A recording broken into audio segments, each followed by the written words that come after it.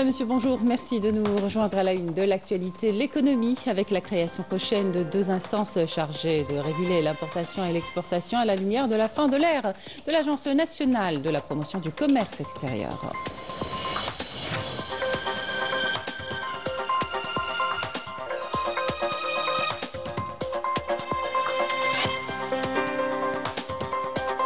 Et puis, lors de cette rencontre nationale avec les opérateurs économiques, le président du Conseil du renouveau économique algérien a souligné les avancées enregistrées ces dernières années en matière de développement intégré, de création d'emplois, mais aussi de soutien à l'investissement. Plus de détails dans un moment.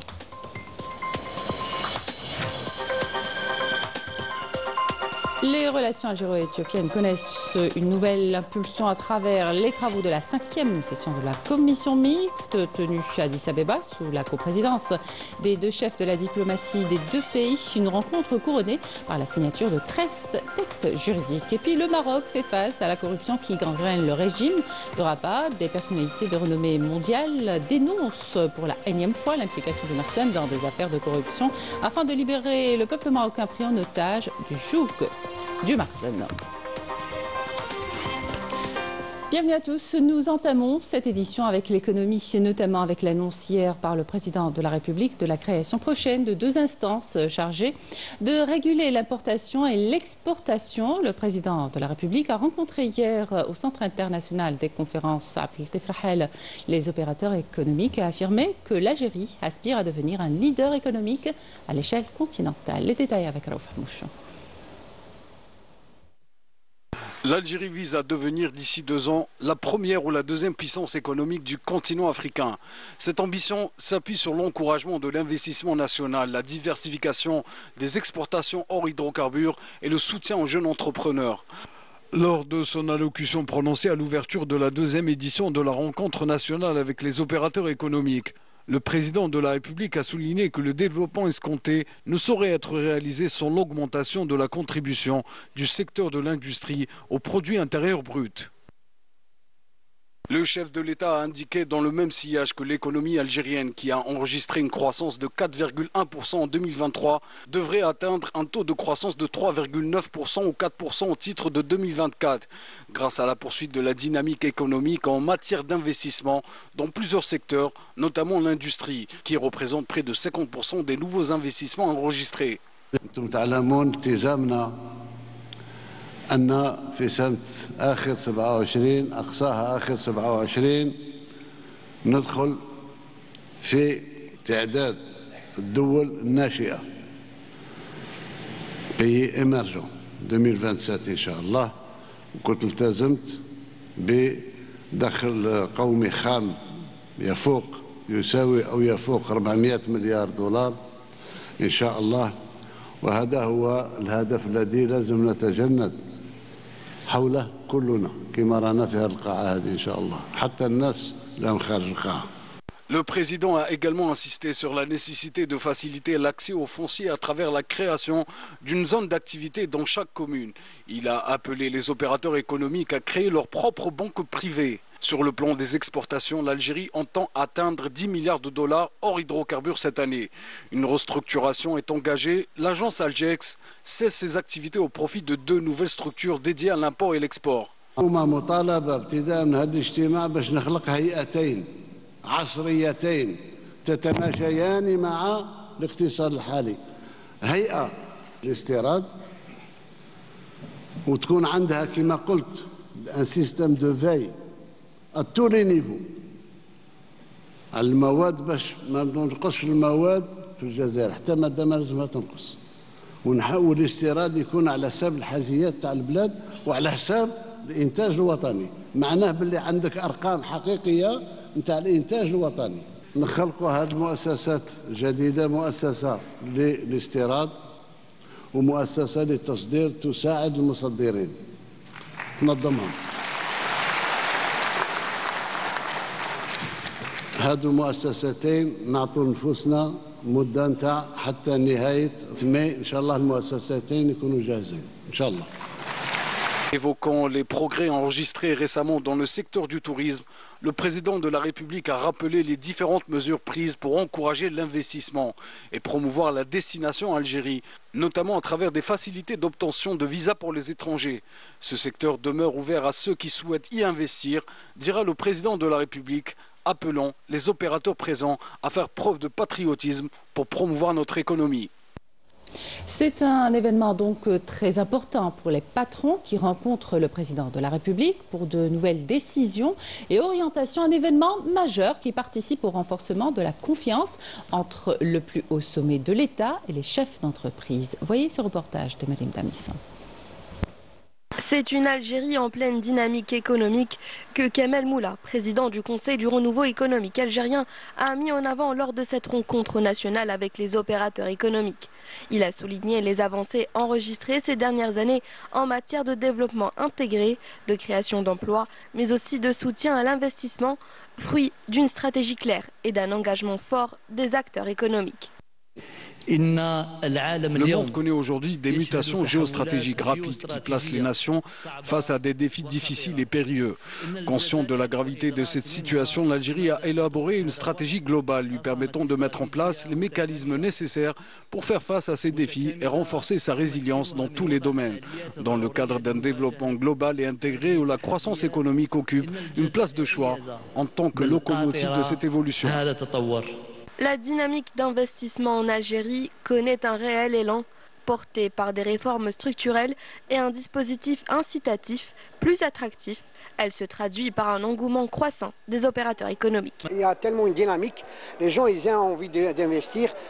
Personnellement, moi j'ai vécu en Suisse pendant longtemps et je suis rentré par rapport à cet investissement, parce que je sais que l'Algérie se développe. C'est une initiative louable. Ça va permettre aux opérateurs économiques dans tous les domaines, que ce soit l'agriculture, le tourisme ou l'industrie, de façon à réinstaller la confiance quand un certain temps qui était quand même, les gens ont peur, que ce soit les investisseurs, que ce soit l'administration, que ce soit Ahmedoullah maintenant, le président de la République est en train de donner toutes les assurances. La politique économique nationale, elle donne beaucoup d'importance pour les jeunes. C'est pour cela qu'on voit quand même pour la première fois beaucoup de lois, la loi de la start-up, l'ASF, la création de le fonds algérien des start-up et aussi une volonté très intéressante pour que aujourd'hui les jeunes algériens se lancent dans le domaine de l'entrepreneuriat, même la diaspora. Aujourd'hui, on a eu l'honneur de rencontrer Monsieur le Président de la République.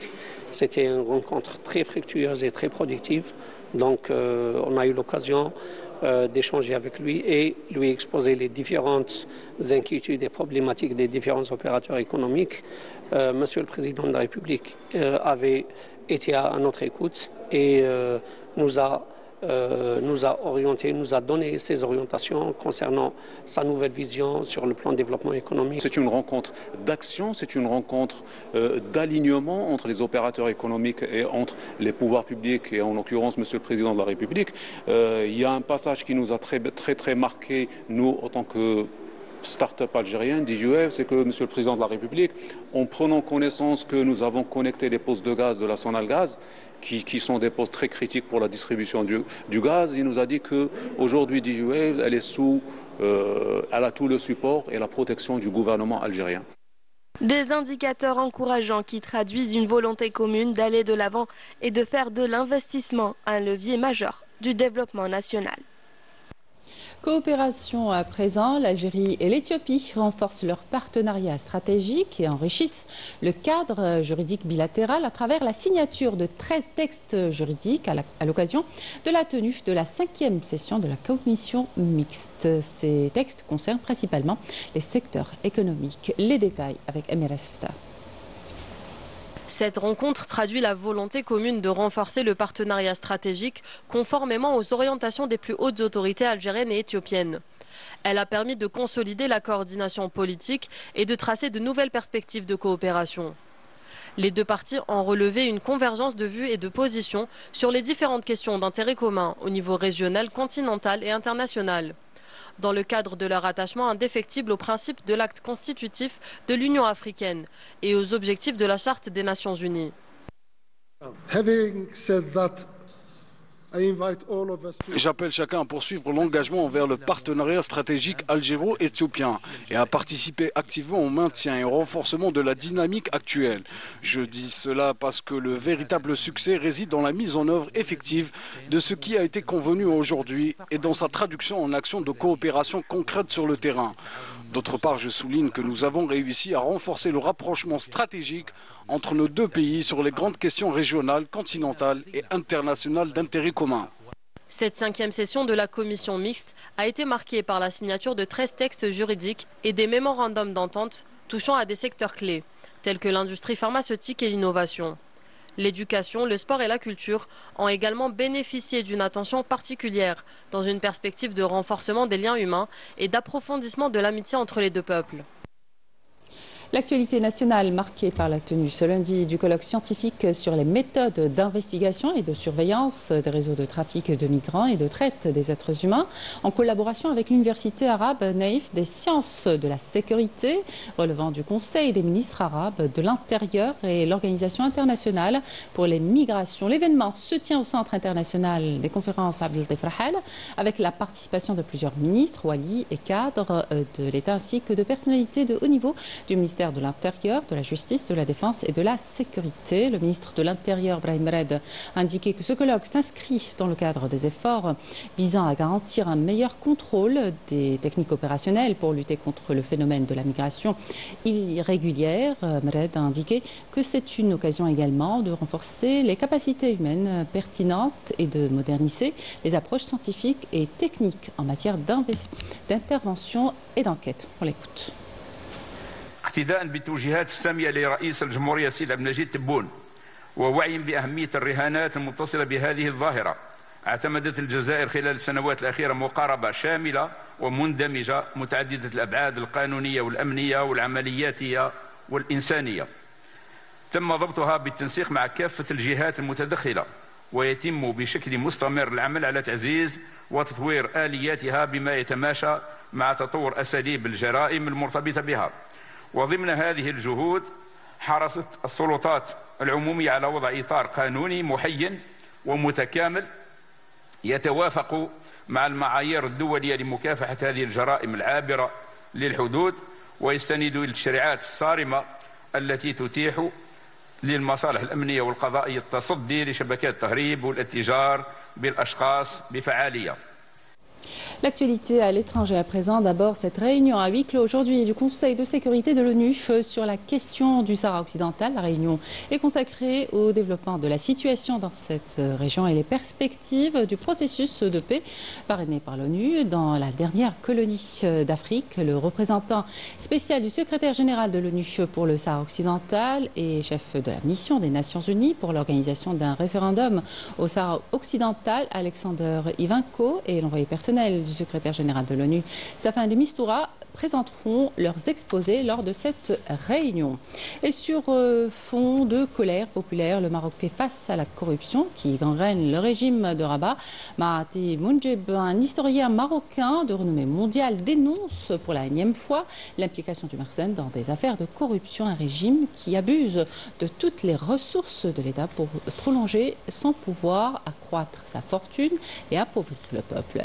Emina Sedji. Au Maroc, la corruption n'est plus un dysfonctionnement, c'est un système bien rodé. L'historien et défenseur marocain des droits humains, Mahati Mounjib, dénonce un régime autoritaire où le despotisme, la répression, la rente et l'impunité se combinent pour maintenir le contrôle sur une population épuisée. Selon lui, le Mersen écarte systématiquement les responsables qui tentent de lutter contre les abus, allant jusqu'à les pousser à la démission ou les humilier publiquement.